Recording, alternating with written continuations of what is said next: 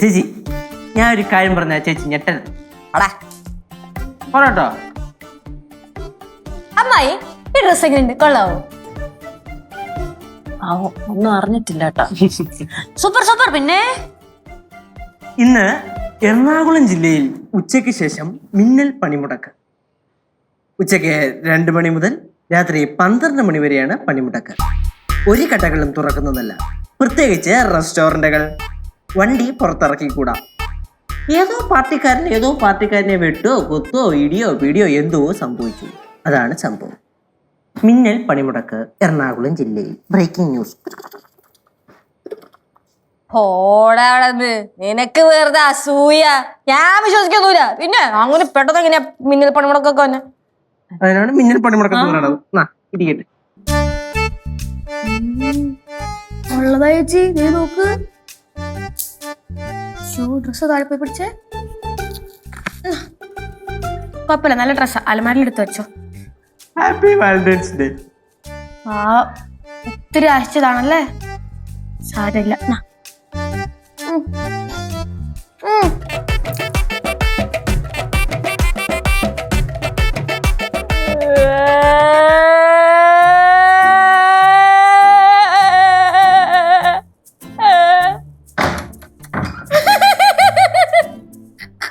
ഒരാള് കരയണുണ്ട്, ഒരാള് ഓടേത്.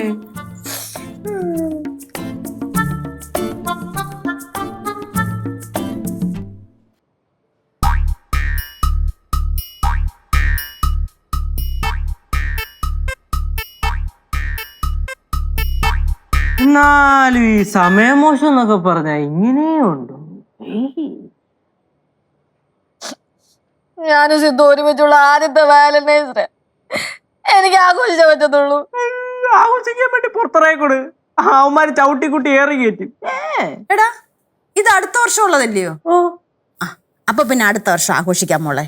അടുത്ത വർഷം സിദ്ധു മക്കളെ ഏതെങ്കിലും വലിയ ഹോട്ടലിൽ കൊണ്ടുപോയി ചോറും പരിപ്പും സാമ്പാറും എല്ലാം കൂട്ടി നല്ല സദ്യ മക്കൾക്ക് മേടിച്ചു തരും.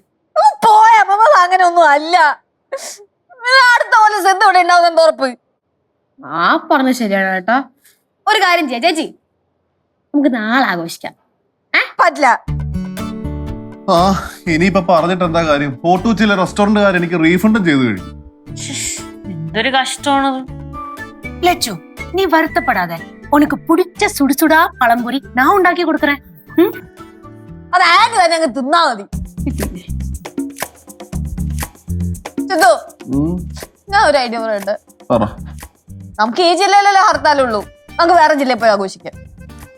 എടി ബുദ്ധിമതി, അത് കൊള്ളാം കേട്ടാ. വേഗം ഇറങ്ങിക്കോ, വാ വേഗം ഇറങ്ങാം. പോ. ഞാൻ എടീന്ന് വിളിച്ചാ ചേച്ചി വേഗം ഇറങ്ങാം. കൊലക്ക് കൊടുക്കാന്നൊക്കെയാണല്ലോ ചേച്ചി. എന്റെ പൊന്നേച്ചി, പുറത്തിറങ്ങി കഴിഞ്ഞാൽ അറിയാലോ അവന്മാര്. എടാ കാലമാടാ, മനസ്സറിഞ്ഞ അങ്ങ് പ്രാഗിയല്ലേ? പിന്നെ പറയണേട്ടോ, അതൊന്നും ഞാനാണ് പാർട്ടിക്കാരുടെ അടി ഉണ്ടാക്കിയത്. അതെ ഇനി ഒരു വഴക്കിനുള്ള സ്കോപ്പ് ഉണ്ടാക്കണ്ട. ലച്ചൂസ് പറഞ്ഞതേ നല്ലൊരു ഐഡിയ. നമുക്ക്